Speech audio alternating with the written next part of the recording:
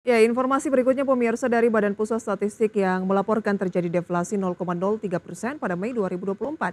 Beras menjadi komoditas penyumbang utama deflasi dengan andil sebesar 0,15%.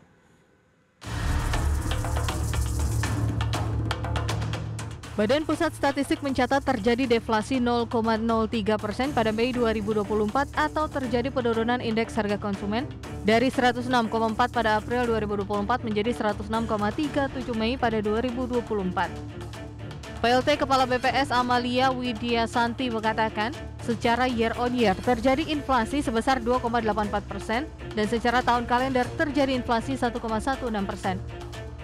Amalia menambahkan kelompok pengeluaran penyumbang deflasi bulanan terbesar adalah makanan, minuman, dan tembakau dengan deflasi sebesar 0,29% dan memberikan andil deflasi sebesar 0,08%.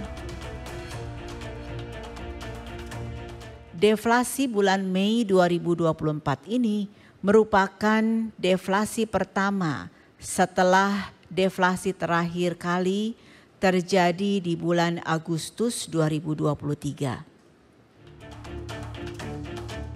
Adapun komoditas penyumbang utama deflasi adalah beras dengan andil deflasi sebesar 0,15%, daging ayam ras dan ikan segar dengan andil deflasi masing-masing sebesar 0,03%, serta tomat dan cabai rawit dengan andil deflasi masing-masing 0,02%. Sementara itu, sebaran inflasi bulanan berdasarkan wilayah di mana 24 dari 28 provinsi mengalami inflasi, sedangkan 14 lainnya mengalami deflasi. Inflasi tertinggi sebesar 2% terjadi di Papua Selatan, sementara deflasi terdalam terjadi di Banten sebesar 0,52%. Tim Liputan IDX Channel. Ya, sementara itu pengamat ekonomi KOR Indonesia Yusuf Rendy menilai deflasi pada bulan Mei sebesar 0,03% dibandingkan dengan bulan April lalu disebabkan turunnya harga kebutuhan bahan pangan, mulai dari daging sapi, beras, dan bawang. Deflasi juga didukung dari turunnya harga jasa transportasi seiring usainya musim mudik 2024. Meski demikian, untuk sisa tahun ini Indonesia masih dibayangi inflasi sepanjang 2024 imbas sejumlah harga pangan masih tinggi, seperti harga cabai yang akan mempengaruhi inflasi secara keseluruhan.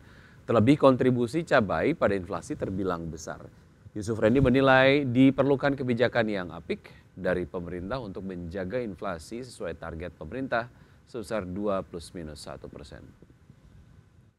Data tersebut tidak terlepas dari mulai melandainya beberapa harga kebutuhan pangan, terutama dibandingkan dengan kondisi di bulan April.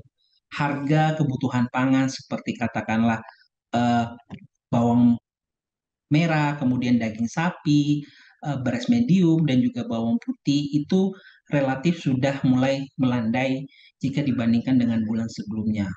Di saat yang bersamaan, kondisi harga untuk sektor transportasi itu juga sudah jauh menurun karena kita tahu dasar pembanding di bulan sebelumnya atau di bulan April itu relatif tinggi karena ada faktor seasonal aktivitas mudik yang dilakukan masyarakat secara umum di bulan tersebut.